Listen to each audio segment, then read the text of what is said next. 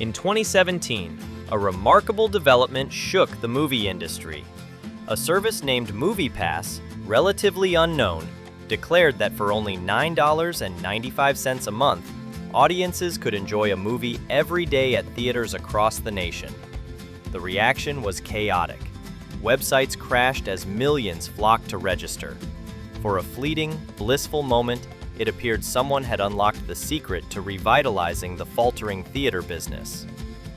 MoviePass aimed to invigorate Hollywood's box office, but the crucial question was whether this was a visionary business model or a disastrous miscalculation.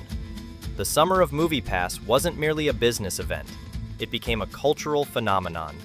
Film enthusiasts rejoiced, attending theaters 5, sometimes 10 times a month. Some even checked into cinemas just to support local businesses, treating MoviePass money like free monopoly currency. Yet, financial troubles loomed on the horizon, and soon they would catch up to MoviePass in a dramatic and almost unbelievable manner. Within just 24 months, the company would exhaust over $500 million, witness a staggering 90% drop in subscribers, and ultimately spiral into bankruptcy.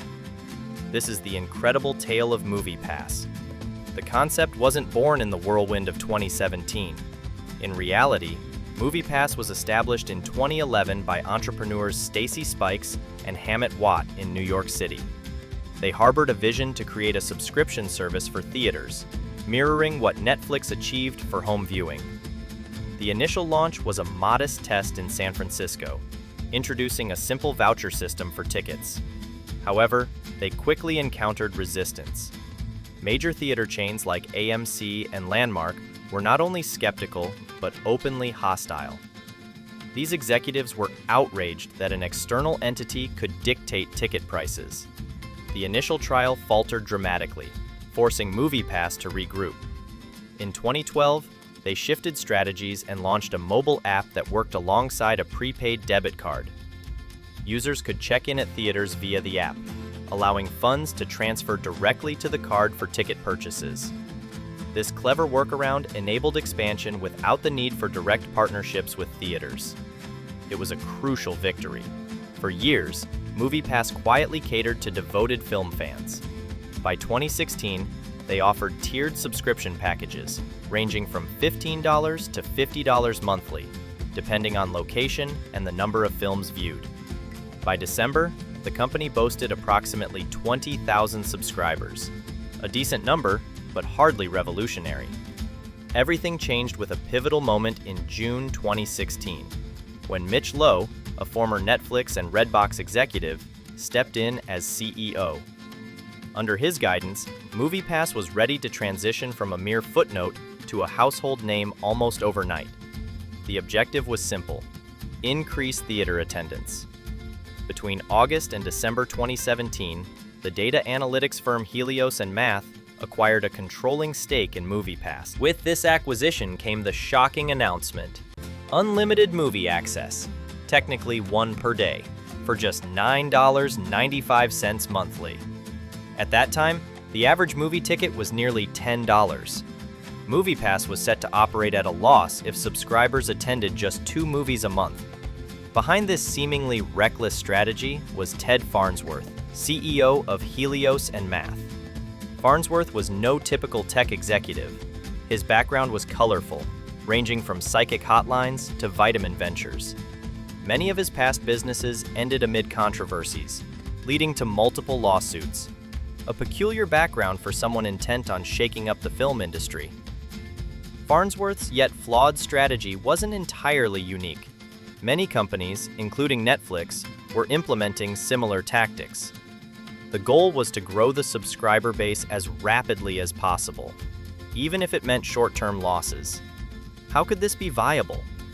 Farnsworth and Lowe believed they could eventually monetize user data through targeted advertising or negotiate revenue-sharing deals with theaters once they amassed millions of subscribers. To fuel this aggressive growth, Helios injected over $90 million into MoviePass. Embarking on a reckless expansion, MoviePass ventured into content production with MoviePass Ventures, creating films like American Animals and the poorly received Gotti for theater distribution. In April 2018, Helios even acquired MoviePhone from Verizon, integrating it into the MoviePass ecosystem. However, this whirlwind of growth occurred without nearing profitability. By the second quarter of 2018, MoviePass was losing over $73 million monthly, totaling losses of over $219 million just in that quarter. This precarious financial state prompted desperate fundraising attempts. The company launched a $164 million bond sale and aimed to raise another $1.2 billion to stay afloat. But as losses multiplied, investor trust began to wane. The inherent flaw in MoviePass's model was painfully evident. The company paid full price for every movie ticket while charging users a fraction of that amount. When Helios acquired MoviePass and drastically dropped the price, co-founder Stacy Spikes recognized the imminent peril. He urgently warned leadership that this pricing model was untenable and would lead to disaster. As a consequence of his honesty, he was swiftly ousted from the company he had helped create. Company leaders initially believed most subscribers would not fully utilize the service, akin to how gym memberships profit from non-attendees. However, they fundamentally misjudged human behavior. Most individuals prefer movies to gym visits. By June 2018, the average MoviePass subscriber watched over 2 films monthly.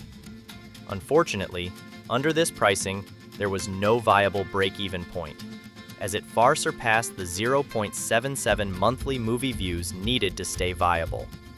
The math was brutally stark. Every additional subscriber hastened the company's descent into bankruptcy. As financial strains intensified, MoviePass resorted to increasingly desperate and misleading measures to curb usage. In May 2018, subscribers suddenly had to photograph their tickets to prove attendance. By June, peak pricing emerged, imposing surprise fees for blockbuster films during prime hours. By July, access to major films like Mission Impossible, Fallout was arbitrarily blocked. Unsurprisingly, CEO Mitch Lowe displayed even more troubling behavior behind the scenes. He began resetting passwords for frequent users under baseless suspicions and instated secret limits that restricted users after 3 movies monthly, all while continuing to market the service as unlimited.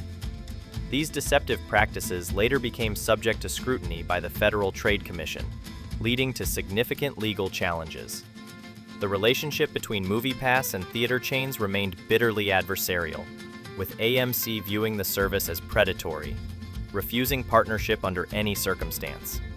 When AMC launched its competing subscription service in June 2018, MoviePass retaliated by restricting its service in major markets, ultimately harming its reputation and eliminating any prospect for favorable negotiations with theaters. By summer 2018, MoviePass was in crisis. Late July witnessed its inability to pay vendors, leading to a humiliating outage that left subscribers helpless during a busy weekend. The company scrambled for $5 million in emergency funding to stay afloat. Yet, difficulties only escalated as new restrictions emerged in August. New subscribers were limited to 3 movies monthly and offered additional titles at a discount. The number of daily film options dropped to just 6 obscure titles. Annual subscribers were arbitrarily shifted to the 3-movie plan, citing the need to ensure the company's longevity, which felt ludicrous given the situation. This chaos ignited outrage among users. Numerous complaints surged from all over the Bay Area, with sister stations nationwide reporting similar grievances.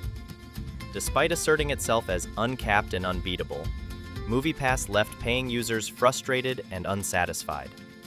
Class action lawsuits sprang up in San Francisco and New York, accusing MoviePass of not fulfilling its commitments and engaging in deceptive practices. Customers fled in droves, and by October 2018, MoviePass had lost 1 million subscribers. By spring 2019, the number plummeted to around 225,000, an astonishing decline of over 90% from a peak of more than 3 million, marking the collapse of its user base. On September 14, 2019, MoviePass suspended service amid a cash crisis. A week later, CEO Ted Farnsworth resigned, offering to acquire MoviePass assets in a final attempt to salvage something from the wreckage. the ultimate blow landed on January 28, 2020, when Helios and Math filed for Chapter 7 bankruptcy, shutting down operations completely. The once prominent company had no board members or executives left. Its stock reduced to zero. This marked the end of MoviePass, as it was swept away by unsustainable losses and a financial disaster. The saga of MoviePass left clear winners and losers throughout the entertainment landscape, creating a path of destruction alongside innovation. The shareholders of Helios and Math endured devastating losses, with the company's stock plummeting more than 99% in value. Individual investors saw their holdings vanish as the company squandered over $500 million in 2 years, leaving them with worthless stock. For MoviePass employees, uncertainty lingered amid sudden layoffs, and the original founders, especially Stacy Spikes, faced heartbreak as they lost control of their vision after voicing concerns regarding the implausible pricing model. Many loyal users with annual subscriptions were left vulnerable to ever-changing terms and restrictions, finding themselves unable to retrieve refunds as MoviePass deceptively enrolled them into new plans after cancellations. Ted Farnsworth and Mitch Lowe would face legal ramifications and irreparable damage to their reputations. In 2024 and 2025, both pled guilty to federal securities fraud charges, having misled investors about MoviePass's financial stability. Yet, there were also winners. Major theater chains like AMC, Regal, and Cinemark emerged as the primary beneficiaries of MoviePass's costly experiment. They learned valuable lessons from MoviePass's missteps, launching sustainable subscription services of their own. AMC Stubs A-List, which debuted in June 2018, garnered 500,000 subscribers almost immediately and remains in the black today. Despite their initial skepticism toward MoviePass, theaters enjoyed a substantial boost in attendance and concession sales during its peak. One analytics firm estimated that MoviePass bolstered AMC's concession sales by as much as 81%, resulting in significant revenue for the theaters. Most importantly, the film industry as a whole reaped the benefits of MoviePass's expensive trial. Although the company ultimately failed, it demonstrated the overwhelming consumer desire for theater subscription models. In 2018, spending at U.S. movie theaters reached an all-time high, highlighting MoviePass's impact despite its flawed execution. The rise and fall of MoviePass offers crucial insights that extend beyond the movie industry. These cautionary lessons are essential for any entrepreneur or business leader. First, sustainable unit economics are vital. MoviePass's core failure was pricing its service unsustainably low without a solid path to profitability. Unlike subscription models more aligned with predictable user behavior, MoviePass's low rates incentivized excessive usage that spiraled losses with every new subscriber. The company effectively subsidized each ticket, hoping future revenues from data or ad sales would eventually close the gap, an assumption that never materialized. Next, a growth at all costs approach can prove disastrous. MoviePass prioritized swift subscriber growth at the expense of maintaining sustainable business practices. While this strategy worked for some tech entities, MoviePass lacked the financial foundation to endure such losses. The leadership believed rapid scaling would address the financial strain, yet they were sorely mistaken. Third, proper testing before expansion is critical. Upon announcing the new $9.95 plan, MoviePass grossly underestimated customer reactions. They could have trialed their model in specific markets to gauge interest and better prepare for an overwhelming response, rather than diving headfirst into an untested concept.